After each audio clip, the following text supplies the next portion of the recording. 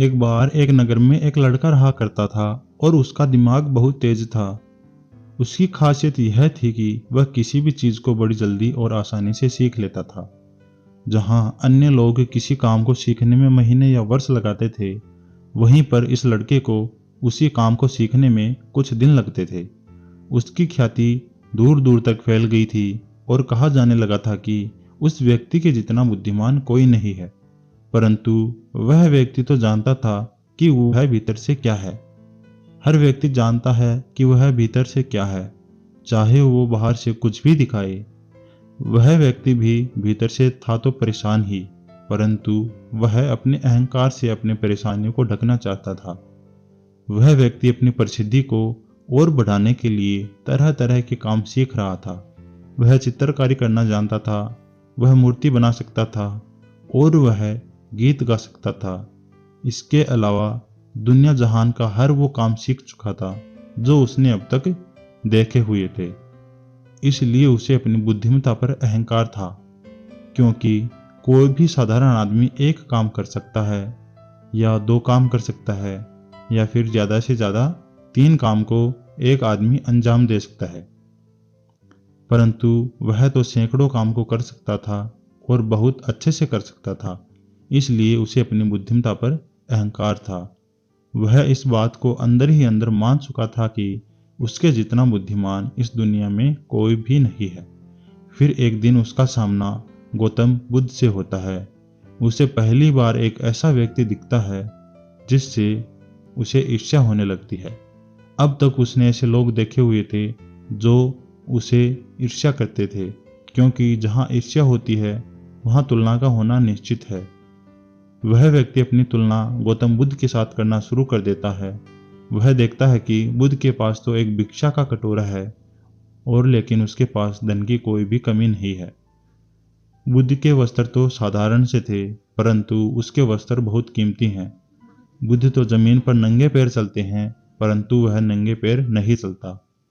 इसी तरह से वो आदमी सैकड़ों चीजों से अपनी तुलना गौतम बुद्ध के साथ करने लगता है, परंतु हर तुलना के बाद भी वह पाता है कि उसकी ईर्ष्या बुद्ध के प्रति 1% भी कम नहीं होती है। वह व्यक्ति मन ही मन सोचता है कि मैं इस भिक्षु से अपनी तुलना क्यों कर रहा हूं, जबकि मेरा जीवन तो इससे 100 गुना बेहतर है। लोग भी बुद्ध का सम्मान करते थे। आखिर इसके भीतर ऐसा क्या है जो मुझ में नहीं है और जिसके कारण मेरे भीतर इसके प्रति ईर्ष्या है। बहुत देर तक अपने मन में उलझे रहने के बाद वह व्यक्ति तय करता है कि वह बुद्ध के पास जाएगा और उनसे पूछेगा कि उनकी उपलब्धि क्या है, ताकि लोग उनका इतना सम्मान करते हैं। वह व्यक्ति अपने सेवकों के साथ बुद्ध के पास जाता है और उनसे कहता है कि मैं इस इलाके का सबसे बुद्धिमान व्यक्ति हूँ और आप अपने आसपास जो भी देख रहे हैं वो मैं सब करना जानता हूँ। किसी भी कार्य को सीखने में मुझे बहुत ही कम समय लगता है। सभी लोग मेरा सम्मान करते हैं, परंतु इसके बाद भी मेरे भीतर आपके लिए ईर्ष्या है। मैं यह जानना चाहता हूँ कि आपकी उपलब्धि क्या है, ये सब लोग आपका आदर सम्मान क्यों कर रहे हैं। इसके बाद बुद्ध कहते हैं कि वैसे तो मेरी कोई उपलब्धि नहीं है, परंतु तुम मान सकते हो कि मेरी एक भी उपलब्धि ऐसी है जो तुम में नहीं है। वह व्यक्ति पूछता है कि आप मुझे बता सकते हैं कि वो कौन सी उपलब्धि है। तो फिर उससे बुद्ध कहते हैं कि मेरी एक उपलब्धि है कि मैं सभी उपलब्धियों को छोड़ चुका हूँ। वह व्यक्ति बुद्ध से पूछता है कि मतलब मैं कुछ समझा नहीं, आप क्या समझा सकते हैं। बुद्ध उस व्यक्ति से कहते हैं कि क्या तुम्हें प्रशंसा अच्छी लगती है। वह व्यक्ति कहता है कि प्रशंसा तो सभी को अच्छी लगती है। उसके बाद बुद्ध कहते हैं कि क्या तुम्हें निंदा अच्छी लगती है। तो वह व्यक्ति कहता है कि भला इस दुनिया में कौन है जिसे अपनी निंदा अच्छी लगेगी।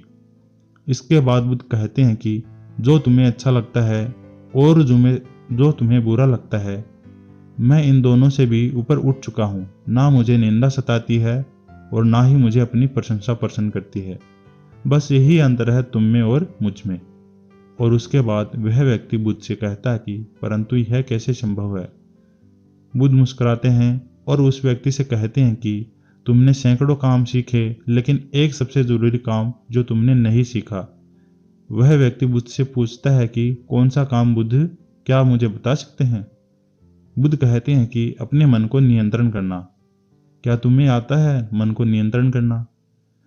बुद्ध की वह बात सुन व्यक्ति समझ जाता है कि ईर्ष्या का यही कारण था। उसके बाद बुद्ध कहते हैं कि जिस व्यक्ति ने सारा जगत जीत लिया लेकिन अपने मन को नहीं जीत सका, उसने कुछ भी नहीं जीता। और जिसने अपने मन को जीता परंतु अपना सब कुछ गंवा दिया, फिर भी उसने सब कुछ जीत लिया। क्योंकि वास्तव में बुद्धिमान व्यक्ति वही है जो अपने मन का शासक है, वो नहीं जो अपने मन का गुलाम है। गौतम बुद्ध के इन शब्दों को सुन उस व्यक्ति का अहंकार टूट जाता है और वह व्यक्ति बुद्ध से कहता है कि क्या आप मुझे अपने मन को नियंत्रण करना सिखा सकते हैं? बुद्ध कहते हैं कि अवश्य सिखाएंगे, परंतु मैं तुम्हारी सभी उपलब्धियां छीनना चाहता हूं। फिर उसके बाद वह व्यक्ति बुद्ध से कहता है कि मैं इसके लिए तैयार हूं।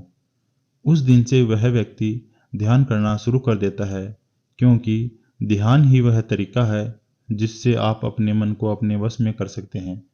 दोस्तों, आपको बुद्ध और उस लड़के की कहानी कैसी लगी हमें कमेंट करके ज़रूर बताएं। दोस्तों, अगर आप भी चाहते हैं कि आप भी अपने मन पर वश करें तो आप भी ध्यान करके ये सब उपलब्धि पा सकते हैं। धन्यवाद।